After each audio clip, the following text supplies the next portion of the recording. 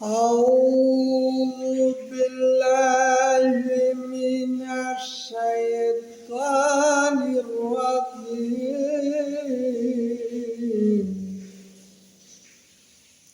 بسم الله الرحمن الرحيم. وما هذه الحياة الدنيا إلا لعب ولعب وإن الدار الآخرة لهي الحيوان لو كانوا يعلمون।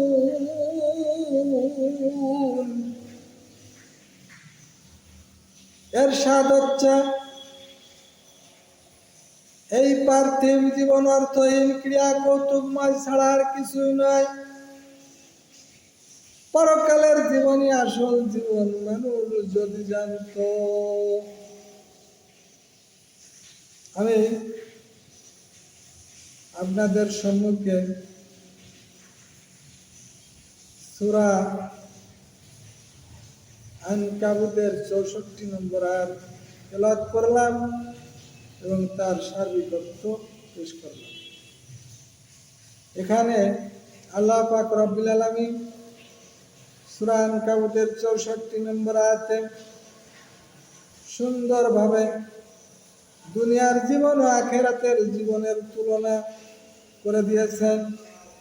দুনিয়ার জীবনের মূল্য কত আর আখিরাতের জীবনের মূল্য কত, ঠিক তারই ব্যাপারে আল্লাহ পাক রব্বুল আলামিন সুন্দরভাবে ঘোষণা করে দিলেন যে তোমাদের এই দুনিয়ার পার্থিব জীবন ক্রিয়া কৌতুকময় ছাড়া আর কিছু নাই।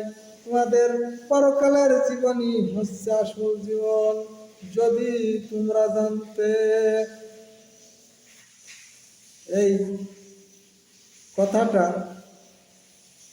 অত্যন্ত মূল্যবান এবং খুবই গুরুত্বপূর্ণ কথা, যে আল্লাহ পাক দুনিয়ার মূল্যায়ন করলেন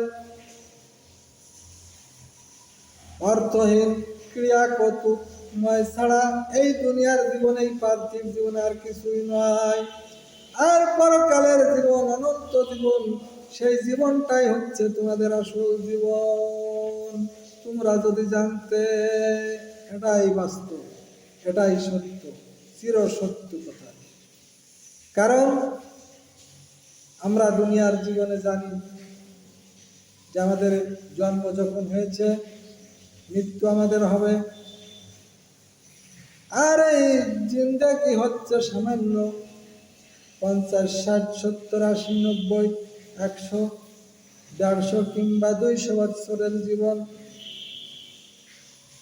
আর অতিরিক্ত নয়, আপনি 500 বছরই বাঁচলেন, কিন্তু বর্তমান যুগে কেউ 100 বছর 150 বছরের উপর বাঁচে না। এই দুনিয়ার এই সামান্য জিন্দেগি আল্লাহ পাক রব্বুল আলামিন আপনাকে আমাকে পরীক্ষার জন্য পাঠিয়েছেন। সেই পরীক্ষাটা হচ্ছে বিসমিল্লাহির রহমানির রহিম। আল্লাযী খালাকাল মাউতা ওয়াল হায়াতা লিয়াবলুয়াকুম আইয়ুকুম আহসানু আমালা। মানে মৃত্যু এবং জীবন দিয়ে আল্লাহ পাক মানুষকে সৃষ্টি করেছে পরীক্ষার জন্য, কে তার কর্মে কতটুকু ভালো, মানে আমাদের কর্মে আমরা কতটুকু ভালো কাজ করতে পারি, কে কত ভালো কাজ করতে পারবে। ঠিক যে যত ভালো কাজ করবে আল্লাহ পাক তার পুরস্কার তো করবেন। এই ভালো কাজের বিনিময়ে বেশি বেশি করে ভালো কাজ করতে হবে, আর যদি মন্দ কাজ করে এই মন্দ কাজের ফল হবে খারাপ। এই কারণে এই ভালো দুনিয়ার জীবনে আল্লাহ পাক মৃত্যু এবং হায়াত এর মাঝখানের যে জীবনটা, এই জীবনটা কে কতটা ভালো কাজ, ভালো আমল, নেক আমল করে আসতে পারে, এটাই হচ্ছে আল্লাহর পরীক্ষা। তাই ভাইরা, আমরা এই সূরা মুলকের 2 নম্বর আয়াত আমি তেলাওয়াত করে এর অর্থ পেশ করলাম যে আল্লাহ পাক মৃত্যু হায়াত দিয়ে সৃষ্টি করেছেন মানুষকে পরীক্ষার জন্য, কে তার কর্মে কতটা ভালো, এটাই হচ্ছে পরীক্ষা। আর এই পার্থিব জীবন ক্রিয়া কৌতুকময় ছাড়া কিছুই নাই, পরকালের জীবনে আসল সেই অনন্তকালের সেই জীবন। আপনার যখন মৃত্যু হয়ে যাবে, মৃত্যু হওয়ার পর যখন আপনাকে কবরে রাখা হবে, সেই কবরটাই হচ্ছে আপনার জন্য, ওই যেদিন মৃত্যু বরণ করলেন ওই দিনই হচ্ছে আপনার জন্য কিয়ামত। কারণ আপনি মৃত্যুর পর যদি আল্লাহর সন্তুষ্টি হাসিল করে যেতে পারেন, আল্লাহর নেক আমল করে যেতে পারেন, ভালো কাজ স্বরূপ আল্লাহ পাক যদি আপনাকে পুরস্কৃত অবশ্যই করবেন, তাহলে আপনার জান্নাত হয়ে যাবে সেই কবরটা, আপনার জন্য জান্নাত ফুলের বাগিচা হয়ে যাবে। আপনি ওখানে ঘুম দিবেন, এক ঘুমে কিয়ামত পর্যন্ত থাকবে। কিয়ামতে যখন শুরু হবে, তখন আপনাকে যখন কবর থেকে উঠানো হবে, তখন আপনার কাছে যদি জিজ্ঞাসা করা হয় তুমি কবরে কয়দিন ছিলে, তখন আপনি বলবেন 1 দিন কি 2 দিন। তার মানে আপনি এমন ঘুমাবেন কবরের ভিতর যে আপনি কিয়ামত পর্যন্ত টেরই পাবেন না যে কিভাবে আপনার সময়টা চলে গেল। আর যদি আল্লাহ পাক না করেন আপনার জাহান্নাম শুরু হয়ে যায়, কবরের থেকেই সেই জাহান্নামের আযাব শুরু হবে, কিয়ামত পর্যন্ত আযাব চলতে থাকবে। আবার কিয়ামত হওয়ার পরেও আপনার আযাব শুরু হবে অনন্তকাল ধরে আযাব।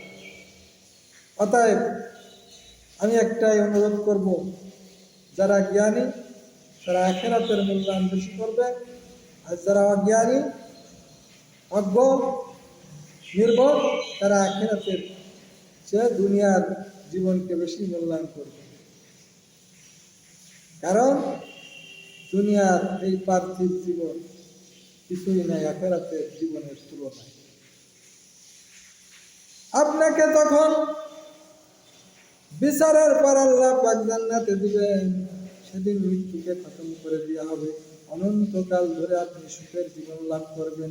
সেখানে আপনি অসংখ্য নেক নিয়ামত ভোগ করবেন জান্নাতে যাওয়ার পর। আর যদি সেই আপনার কিয়ামতের পর জাহান্নামের ফয়সালা হয়ে যায়, তাহলে অনন্তকাল ধরে আপনি জাহান্নামের সাজা ভোগ করতে থাকবেন। এখন আপনি আপনার বিবেক দিয়ে একটু চিন্তা গবেষণা করবেন যে আপনি সেই চিরস্থায়ী জান্নাতে যেতে চান না চিরস্থায়ী দোজখ থাকতে চান। আর যদি আপনি জান্নাতে যেতে চান, অবশ্যই আমাকে বেশি বেশি নেক আমল করতে হবে, আল্লাহর দ্বীনের পক্ষে থাকতে হবে, আল্লাহ রাসূলের দলে থাকতে হবে, আল্লাহ রাসূলের দল করতে হবে, ইসলামকে ভালোবাসতে হবে, কোরআনকে জীবন ধারণ করতে হবে, কোরআনের জীবন। তবেই হয়তো আপনার আমার আল্লাহ পাক নাজাত দিবেন। আপনার উপর সন্তুষ্ট হয়ে গেলে আল্লাহ পাক আমাদের সমস্ত গুনাহগাতা মাফ করে দেবেন। এই জন্য আল্লাহর সন্তুষ্টির জন্য আমাদের সমস্ত আমল করতে হবে। আল্লাহ পাক যেন আমাদের উপর সন্তুষ্ট হয়ে আমাদের জীবনের গুনাহ মাফ করে দিয়ে চিরস্থায়ী জান্নাত দান করুন। সবাই বলে আমিন। আসসালামু আলাইকুম ওয়া রাহমাতুল্লাহি ওয়া বারাকাতুহু।